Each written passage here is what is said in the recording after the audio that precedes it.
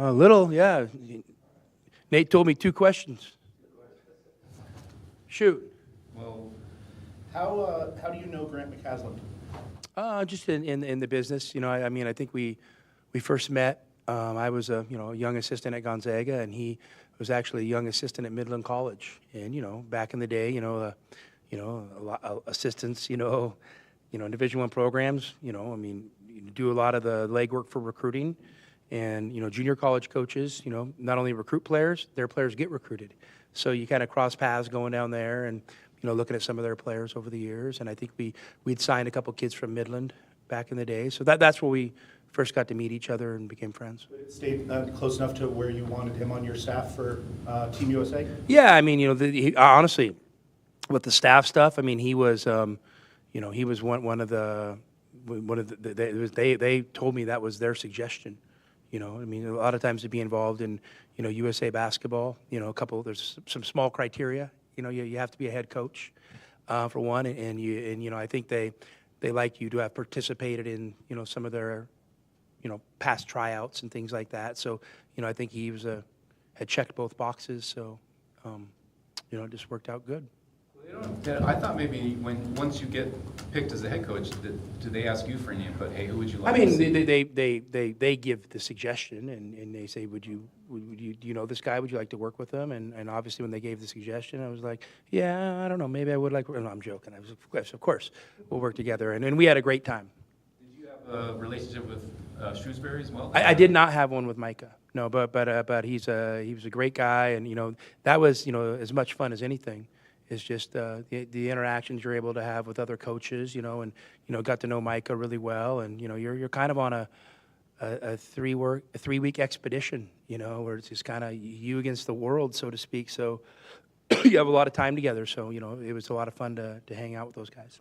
Yeah, and you said he said you went to was it a clinic in Ethiopia or someplace or Nigeria? Nigeria, yeah. How did that? And did you guys really bond there, or did you already know him at that point? Yeah, we knew. I had an opportunity to go do like a coaching clinic over there, and this is way back in the day, and they wanted me to bring like a junior college coach. So, it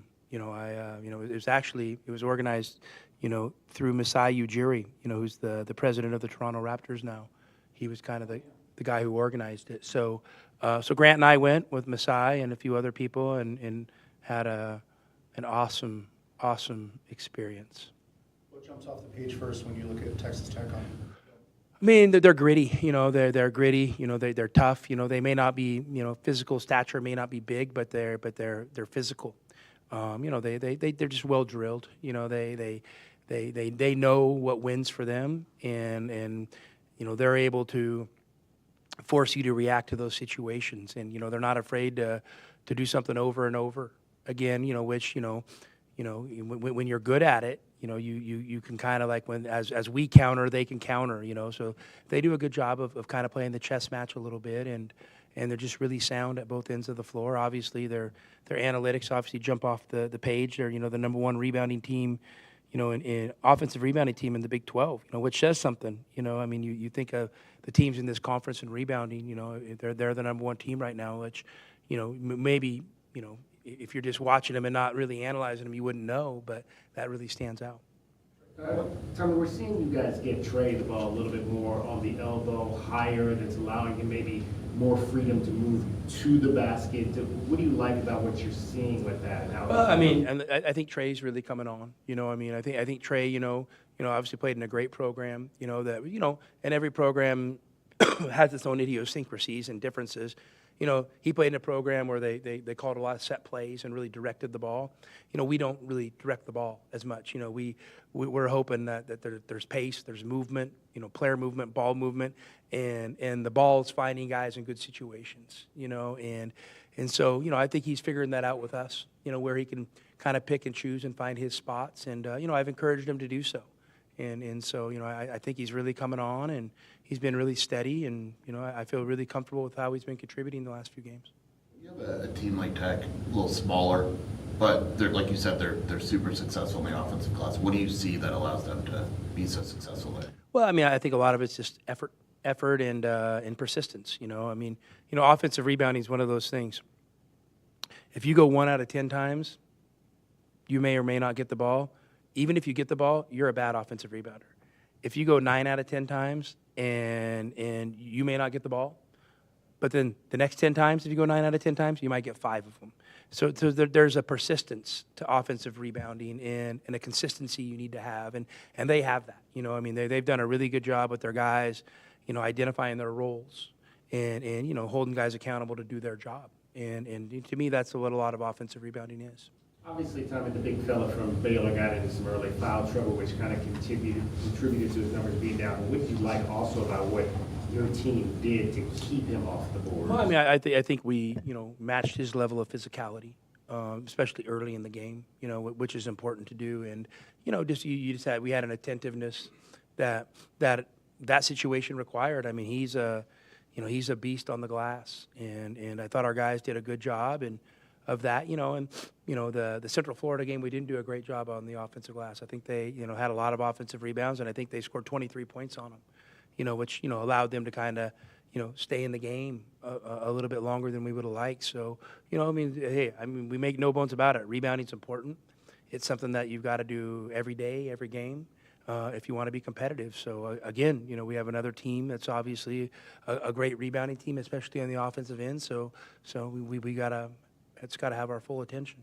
When we had Scott Drew in here the other night, he said the atmosphere here, that's how everything is in the Big 12. So did you feel that when you were out at Cincinnati and West Virginia? Yeah, I mean, they were great atmospheres, you know. Even with the weather in West Virginia, I'm sure. I mean, you know, there was a lot of, you know, the crowd wasn't like oversold out, but there was a lot of people there, and you know, and you know, they're probably not as weather sensitive as us Arizonans are. You know, I mean, snow, they probably still get in their car and drive. I mean, look, Bruce drove in the snow, and if Bruce can drive in the snow, maybe anybody can, right? I'm joking. Bruce he's a mountain man. He's a skier and a mountain man. He's comfortable up there, so. Texas Tech, Ken Palm listed as the second toughest home court advantage in the country. I don't know how they rate that and all that, but I mean, you're expecting that kind of environment? 100%.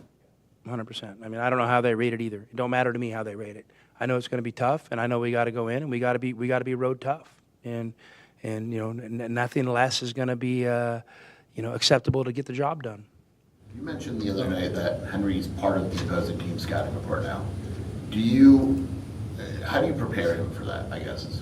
Well, I'm on him. I'm letting him know that, you know, just because you've had a recent, you know, you've been trending in the right direction recently, doesn't mean it's going to continue. You know, I mean, there's what's the old deal, the regression to the mean. We got to figure out what his mean is, you know, and hopefully his mean's pretty high. And so I've really been on him to, you know, to not take things for granted, to not think it's just going to happen, because, you know, inevitably, you know, there's going to be a game or two at some point where it probably doesn't go his way. But I think, you know, if he continues to do the things that have made him successful, I think he's got a chance to be a consistent performer, and I really like consistent performers. One more so I can keep us going. So go ahead, Bruce.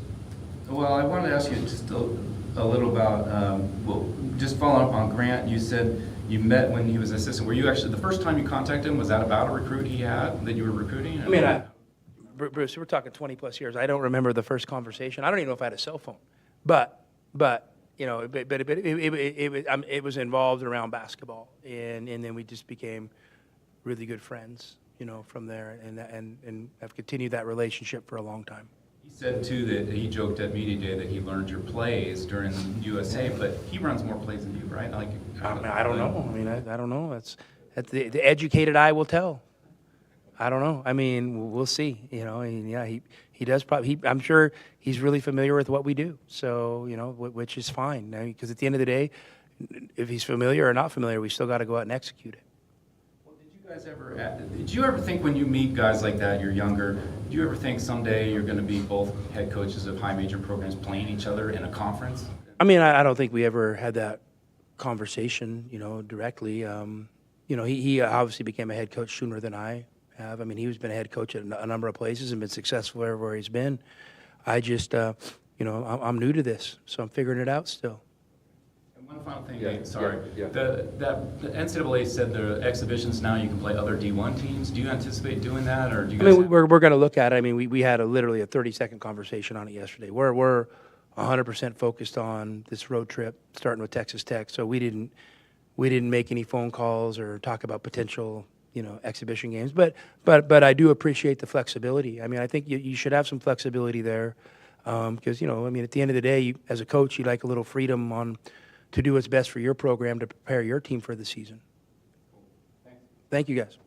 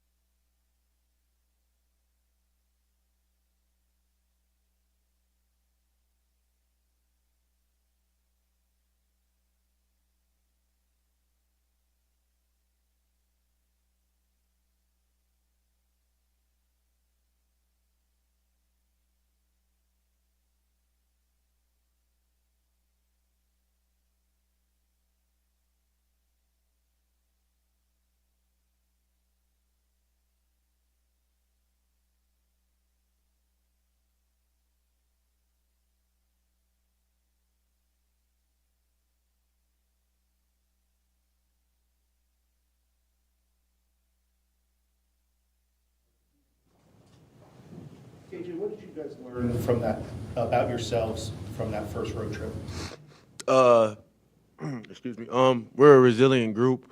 I think we know we needed that for our season and our confidence that, we can win on the road and that we can win, close games, even though, we kind of put ourselves in those positions. But I know we're coming together as a group and, we're learning how to win, down the stretch.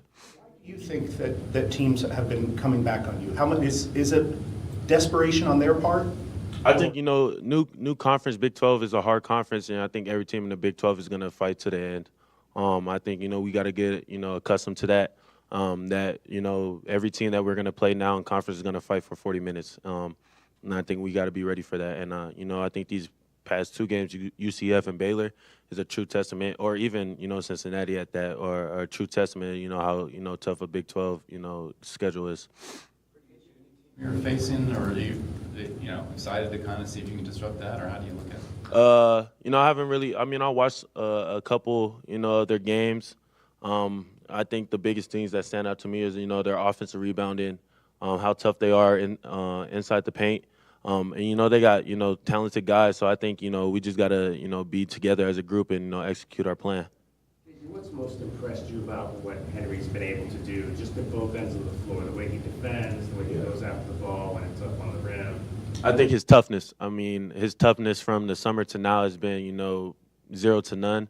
And I'm super proud of him and his growth, and I think everybody on the team is super proud of him. And I think he's ultimately growing that confidence in himself, and the team has confidence in him. You got, with the extra time on this trip, you guys bring in more Uno stuff or anything else? For sure. Being going to Tech, I'm a West Texas kid, so I mean, we'll probably get there later today. I'll spend some time with some family that's going to be there for a little bit. But other than that, we're always going to be playing Uno anytime we can. Even when we here, we playing Uno. So you got people in Dallas and El Paso, Or so like my mom, she lives in Midland. So Midland is an hour away from Lubbock. My grandma lives there. All my cousins and that side of the family. So I got like 50 people come to the game. So it's definitely a great game in that aspect. So that's when it comes to It's tough. I mean, I'm gonna say me. I got a lot of wins to prove it. Other guys might disagree, but I'm gonna say me. You never lived in Midland? You lived? No, I did. I lived in Midland so after I moved from Tucson in 4th grade, I lived in Midland from 4th to 8th grade. Or 5th to 8th grade. Then you moved to El Paso, and then from El Paso to Dallas, yeah. So you are all over Texas. All over Texas, for sure. West Texas kid. Have you been to Lubbock before? Yeah, How does it compare? I mean, it's kind of a little different, isn't it? It's a little different for sure. I mean, I would say it's a college town. Tech is the only thing there. The closest cities is Midland, Odessa, and I mean, it's a great atmosphere. I took a visit before I committed to Arizona. I think, anybody that grows up in West Texas wants to go to Tech. Obviously, I was a little different. I always wanted to come here. But, all my friends from middle school and that I grew up with all went, go to Tech and stuff like that. So. That was with your dad's station in all these places? Was that part of it? No, my mom. I always live with my mom, yeah. We've seen you and Caleb kind of attack guys out front to get steals and turnovers. Is there a lot of communication that goes on with you and him about how you want to do that, or is it just a feel that you guys have? Nah, I mean, it's both. I think it's a little bit of both. And, again, executing a game plan within it. But, it's instincts, and it's also knowing where each other are going to be on the defensive side, help defense, or even on the ball. So I think it's a little bit of everything. Good? Go. Yeah. All set? Thank you. Yeah. Thank you, guys. Anybody going to be in West Texas? Bruce going to be there? Yeah. Okay.